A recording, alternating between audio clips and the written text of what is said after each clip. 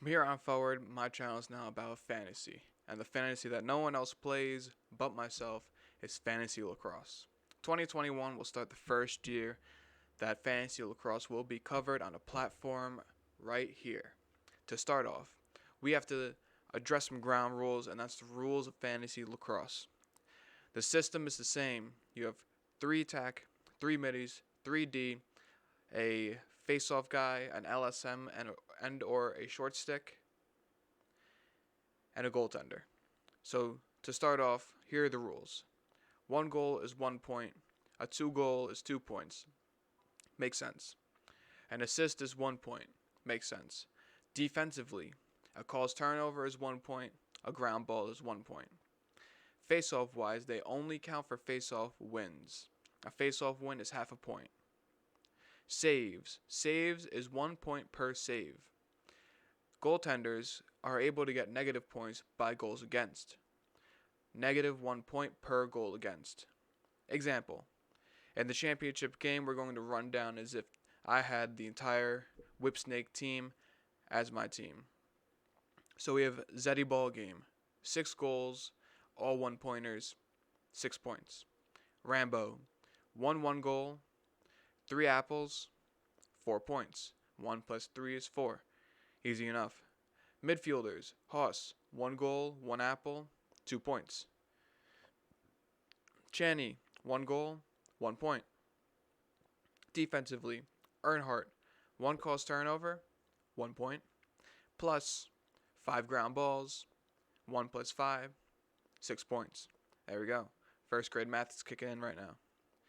Young. 1 ground ball, 1 point. Mueller. 2 caused turnovers, 1 ground ball, 3 points. Nardella. 12 faceoff wins, half point per faceoff win, 6 points. Burnlore. 16 saves, 6 goals against, 16 minus 6, 10. Alright, add all that up, whatever you get, that's your team score for the week. There you go. To get into the rankings, to start off with my 2021 fantasy lacrosse rankings, we're going to go team by team, and then we'll have a video of 1 through 10, 10 through 50, whatever the fuck it goes. To start off with Redwoods. At the top, should be fairly easy. It's the new acquisition. It's probably going to be the face of our franchise from here on out. Rob Pennell. Number 2, we have the guy coming back from COVID, so he didn't play at all last season. I think he was extremely slept on. Jules Henningberg. Next, we're going to throw in a defensive guy, Garrett Epple. You know, he's a staple of our defense. Can't really be the Redwoods without him. Next, we have Timmy Troutner. Troutner was a stud from the second he walked onto the to the Premier Lacrosse League field. He has been a stud, and from there forward, he hasn't done nothing but not disappoint. Next, we have Miles Jones and Sergio Perkovic. So Jones and Perk, for me, kind of go hand in hand. While their midfielder stats, launching 2 balls is their game, I feel like at times they can kind of be left into the dust. That's why I have them a little bit lower on this list. It's going to look like throughout the season that attackmen are going to be the ones to take early, along with maybe some face-off guys and goaltenders, while towards the bottom it's going to be maybe some not premiered defensive guys, the overall midfielders, and some lower attack guys. And also, we have an interesting situation with goaltenders, but we'll come to that later.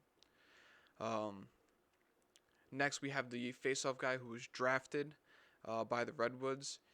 I apologize if I say your name wrong. Ierlan, Ierlan. He's a new guy. He looks like he's going to be the guy to stay. Both of the face-off guys last year, all respect, were fucking horrible. So we have a new guy coming in. Next, we have Cav or Garnsey. The reason why I have one or the other is not something I typically do, but it's because we have Pennell, Henningberg, and blank. Are we going to go with Cav? Someone who I like a little bit more. I think he's a little bit more trustworthy. I think he has that clutch gene. Or Garnsey, a guy who's a little bit more fiery. A guy who can kind of make offense all by himself, but the ball gets kind of stuck in his stick. Who knows? Whoever they go with, that's my number 9 guy. And then as a short stick defenseman, I think Nick Acello is going to be that 10th guy. I think that him with the caused turnovers and ground balls, that plays into his role perfectly. I think that he is fantasy eligible for the Redwoods. Moving on to the Whip Snakes. To start off, um, the top three are a tough one for me. Honestly, top four, maybe even top five, are all individuals who are super, super close. I'm going to start off with Joe Nardella. I think that he is the most consistent guy on the field. No matter what, he was killing it last year. So him, to me, is number one on the team. After that, I have to go with Matt Rambo. Matt Rambo is a two-time MVP. He's a two-time champion. He is growing into the new face of lacrosse. Matt Rambo is my number two on the Whip Snakes. After that, we have Bernlor. Bernlor could easily be the number one on the team. Like I said before, he had the most points on this team. The only downside are the goals against. Not that I see him giving up 10 saves and 10 goals against, but if you have an average day, all of a sudden you go from 10 points and then you give up one. It's a slippery slope being a goaltender in fantasy. So that's why I put him at number 3. Next, we have Zeddy Ballgame. While Zeddy Ballgame was amazing, to say the least, in 2020, small sample size, and not that I don't believe that he could do it again, but my question is, can he do it again? So that's why I don't have him as high on this list. Matt Rambo has not done it just once, but twice in the PLL. So we'll see where Zeddy Ballgame ends up this season in terms of fantasy. Next, we have Dunn, our first defensive guy on the team. A staple, again, a staple in their defense. Can't really play without him. We'll see a couple more defensive guys coming up pretty soon. Next, we have Chanenchuk, Channy, a two-ball god. Not for his power on the two-ball, but for the speed and accuracy of his shot. He has a two-ball like no other in the league. He was the king of the two balls in 2019, kind of fell off in 2020 in regards to the two ball. Not really performance-wise, but with Zeddy Ballgame, why do you need to shoot when that guy down there is shooting 120%? I don't know. So Channy, I see a bit of a bounce back this year, especially as more people over the offseason adapt to guarding the Whip Snakes. Next, we have Earnhardt. Again, another defensive guy, another individual who is an absolute beast on the back end. The ground balls is going to be his strength. So I see a lot of growth and a lot of growth around your team if you have him as a decently high draft pick. One of the most consistent and one of the most lockdown defensemen that there are in the league. Easy to say. Next, we have Jay Carlson. Jay Carlson, I think, is a little bit slept on. While he's not one of the premier offensive guys in the league, he's in that middle spot of he's a low class offensive guy in terms of fantasy utilization, but he is higher than most of the middle class midfielders. So he has games where he can put up 4 points, all by goals, or he has games where he'll be quiet, 1 goal, and let the other guys play. We'll see what happens with that. I'm personally a huge Jay Carlson fan. I love watching him play. He's a little sneaky guy. His inside rolls are fucking second to none. I love watching him. We'll see if his fantasy value dips with consistency issues. Next, we have Bernhardt. Again, another defensive guy. I believe the LSM on the team. He'll be great for that LSM slot.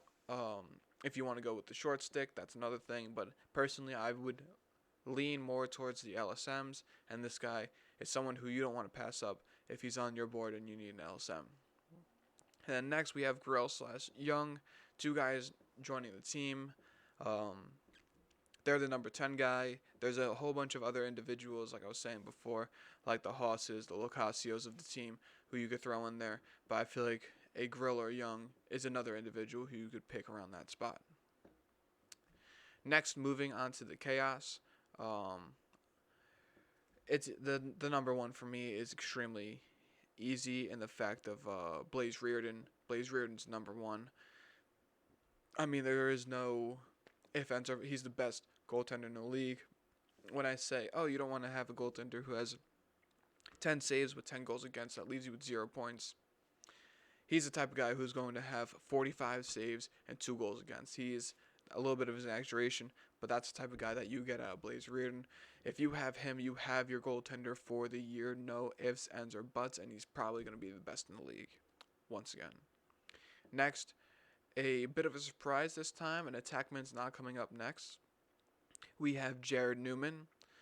Jared Newman, he's seen all across the league for his outstanding 2 balls. I don't think that attack or offensive points will be counted towards defensemen, as the PLL increases their ability to feed stats off of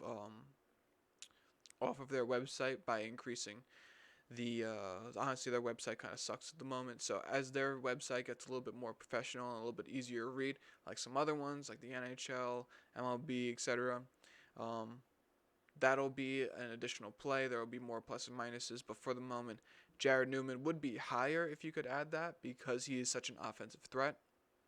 But for now, just his defensive presence alone still has him number 2 overall in the Chaos. Next, we have a college guy coming out. We have Mac O'Keefe, guy coming out of Penn State, I believe, going to be an offensive weapon. They had some wishy-washy performances by their offense in those first 4 games where they went 0-4 and then picked it up because everyone was eligible and said, fuck it, why not us? They brought in one of the Thompson brothers, who is also on this list. Going to be interesting where he'll fall, but in terms of Mac O'Keefe, I have him number 3 on the team just because his college performance was so great, and I think that they could really use a guy on the offensive side of the ball. Next, we have Westberg, an addition by their team. I think Westberg's going to fit in fucking great. They need the offensive guys. Westberg was a fucking dog on the Water Dogs, no pun intended, so I see him being a great addition to the Chaos.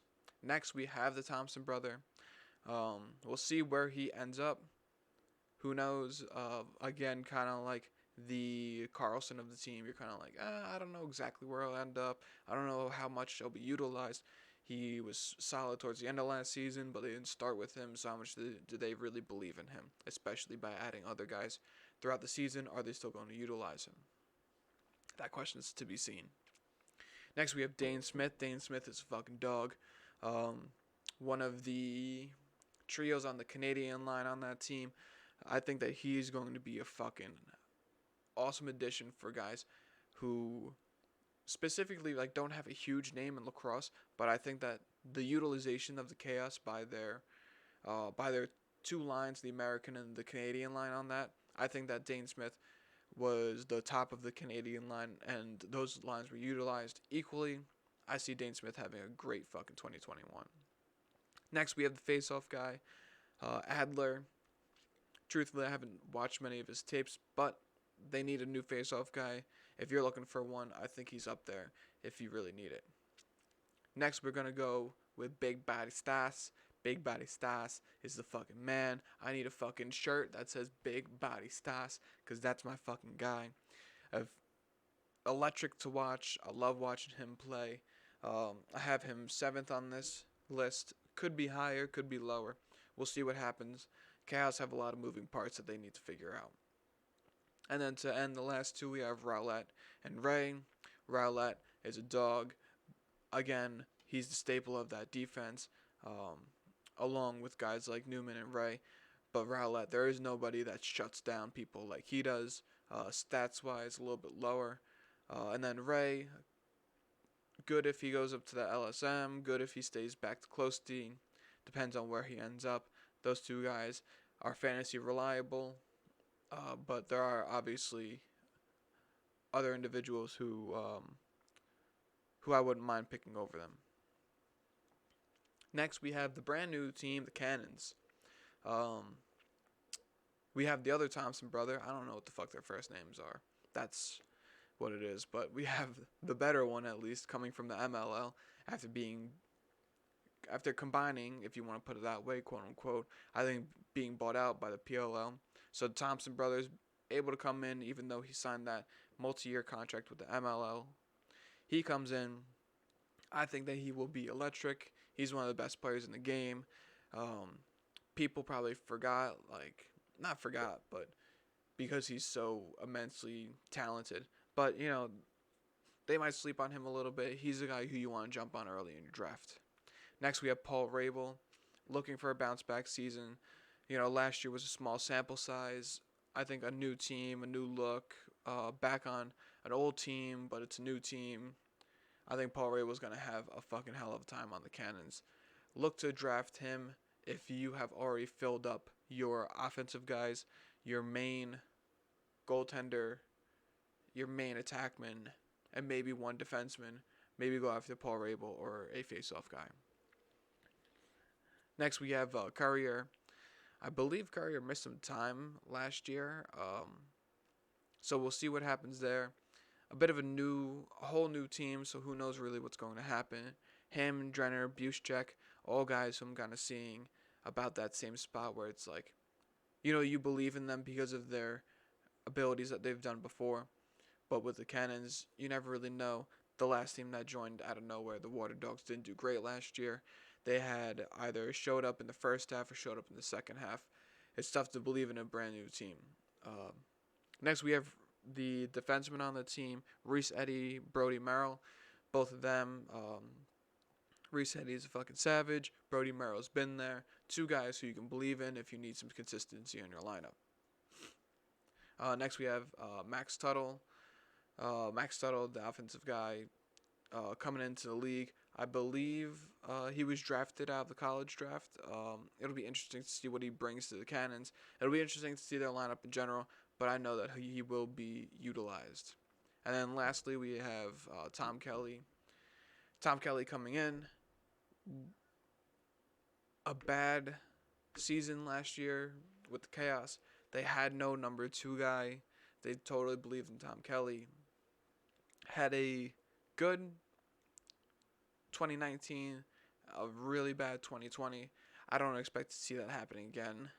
If you need a face-off guy and your main guys have been picked, I would pick him over. If you have someone that you're looking at who has a question mark, I would pick TK over the others. Moving on to the Atlas. To me, it's an easy number 1. You have Eric Law. As Eric Law goes, so did the Atlas. He's the offensive guy. He's the guru back there. As he goes, the Atlas goes. Eric Law, that's the guy on the Atlas to pick. Next, we have Van Rapp. Van Rapphorst. He might be the best fantasy defenseman of this entire league. There's no one who gets more numbers like him in the entire league. If you're looking at a guy, I think he's the one to pick. Next we have Concannon. I mean, there you're kind of just going with goaltender. He's a savage. He's great. There's not much more to say about him. He's consistent. It's a brand new looking team, so you might have some concerns, but honestly, it can't get worse than what it was. He still is very good. If you're looking for a guy and the main guys have already been picked on other teams, I think he's a guy who you can go to. Now moving on to some younger guys, we have Costabile. He's a guy who looked phenomenal last year. If it wasn't for Grant Ament, he would have been the fucking rookie of the year, no doubt in my mind. With Rabel gone, he's going to step up. He's going to get better looks, but he's also going to have better defensemen against him. Bit of a two-way street with that one. I think Costabile steps to the plate. I like him. He's only getting stronger, going to get better. I like him as the 4th best pick on that Atlas. Next, we have Teat coming in. Teat was not with the team initially. I believe he's playing in the college playoffs right now. I don't remember what team he's on, but UNC just lost, and it's looking like Duke may lose, although still early in this game as it is. when T joins a team, I would look for him to join and be fantasy applicable. Next, we have Tucker Durkin, another defensive guy. Um, it's hard to say with guys like that after having such bad years, but then you think it can't really get worse. Fantasy wise, he's put up some numbers, ground balls and turnovers wise. I think you could use him. He's not the first guy I would go to. Next, we have Bucaro. Yeah, you could use him. He's not a name that stands out at all. Offensively wise, like for midfielders, there are better options. But again, it's hard to pick off of this team. This team doesn't do fantastic. So it's at this point we're kind of trying to pick at some needles, in my opinion. Trevor Baptiste, a little low on this list, but I think just because there are so many other better guys, like the Nardellas, um, the Farrells, and so forth. I think he's maybe the number 4 guy in the league, maybe number 3. So he's still definitely fantasy viable, but it's just tough. 2 years ago he was the best faceoff guy in the league, and now he's not. It seems like it rotates every year. It's kind of just like the guy who has the hot hand. He's already had the hot hand, so who knows? Romain Dennis. Romain sounds wrong. Dennis, midfielder. Guy who's got a fucking hell of a shot. He's 2-point viable. I think that he's someone that you can look towards.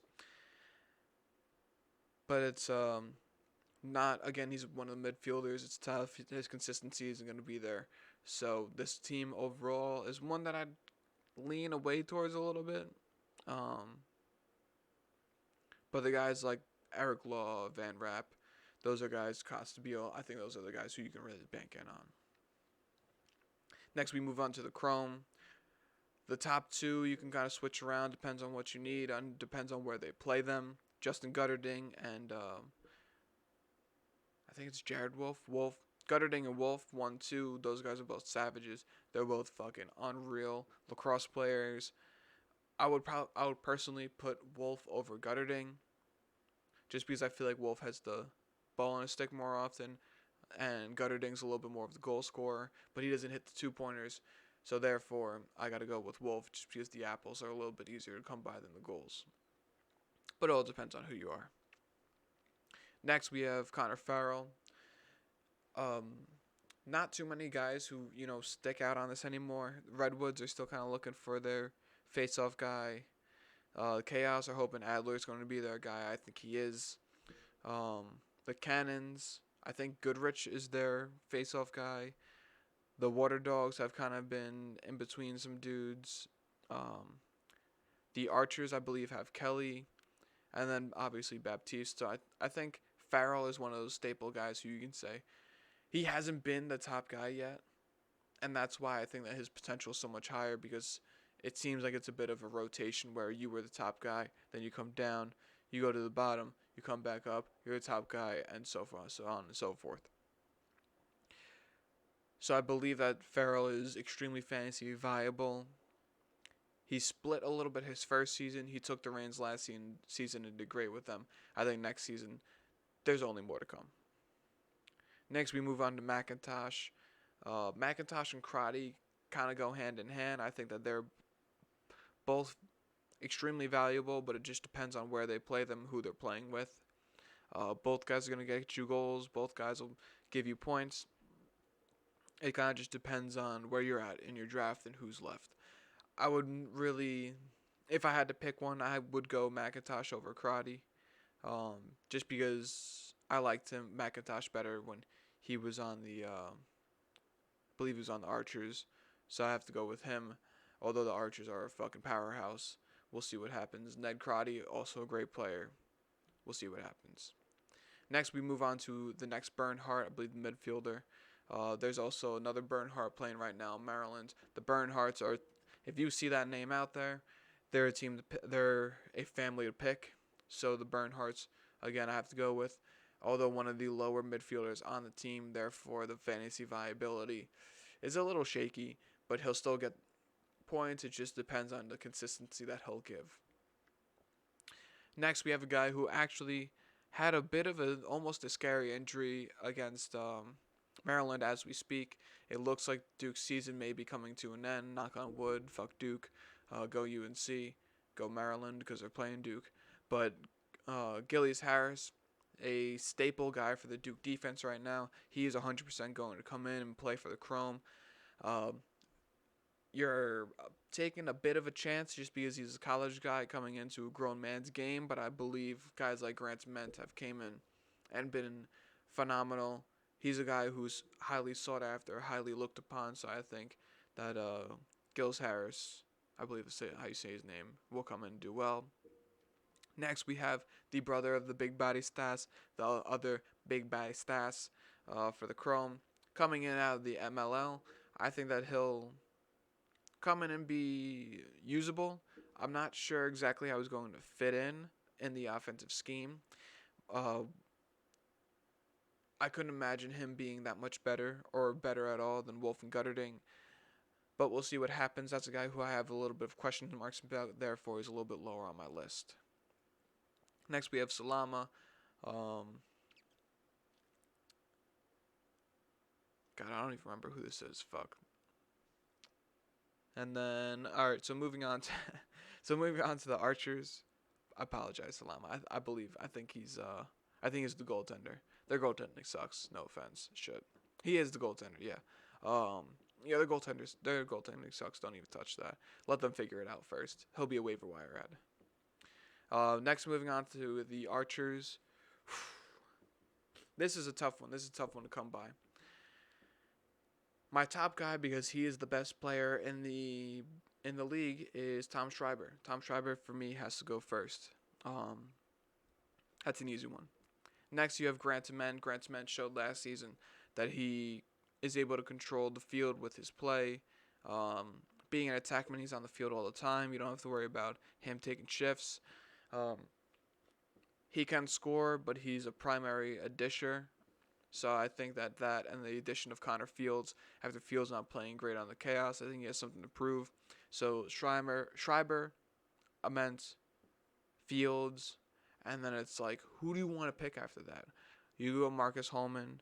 You could go with Manny. So after those top five, the offense on this is just unreal. The top three are solid. Holman and Manny, you can kind of switch. I went Holman over Manny just because I like Holman's shot a little bit better. Will Manny is a little bit shiftier, but Marcus Holman has a cannon of a shot. It's hard to replace something like that. Next, we have the guy coming in for them, Place. Place will be a good defensive guy. I believe he's coming in from the MLL.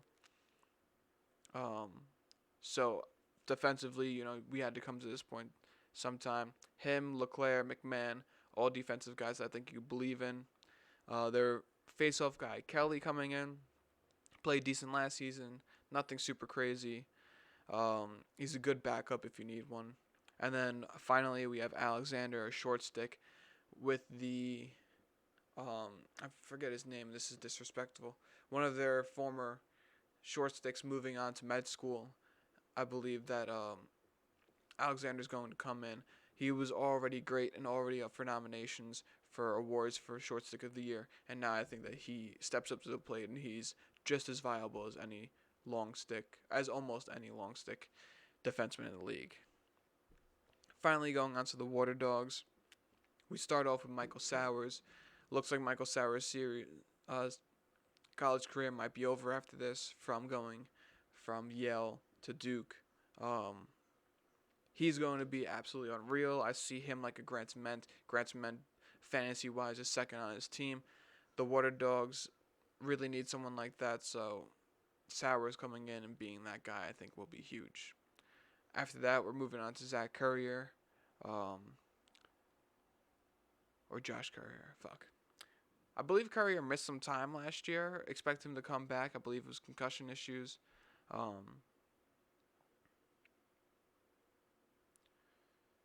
But overall, the Water Dogs, a little bit less inconsistent last year, but still a team that I'm not extremely excited to pick from. Sowers, I believe, is a guy who you can definitely pick. Curry or Snyder. Drew McIntosh.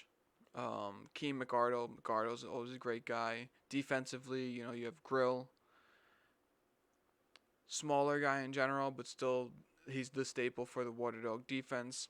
Goaltending is shaky. There's not really any guy that stood out. So Water Dogs, just like Atlas, a team that be on the top for them, the top 5 guys, all more or less offensively, and BJ Grill. So the Sowers, Courier, Snyder, McIntosh, McArdle, and Grill. Guys who I can pick from after that, stay away from. So the next video will be all of these players, but in my top 50 up.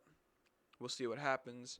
So now you know the guys who I like on each team individually, so you could pick, if you have a favorite team, who you like on that team. Alright? This is what it's going to be from now on. Fantasy Lacrosse, you find it here. I believe my new channel will be called Fantasy Lacrosse at Work, AT, because I'm an athletic trainer. Let's fucking go.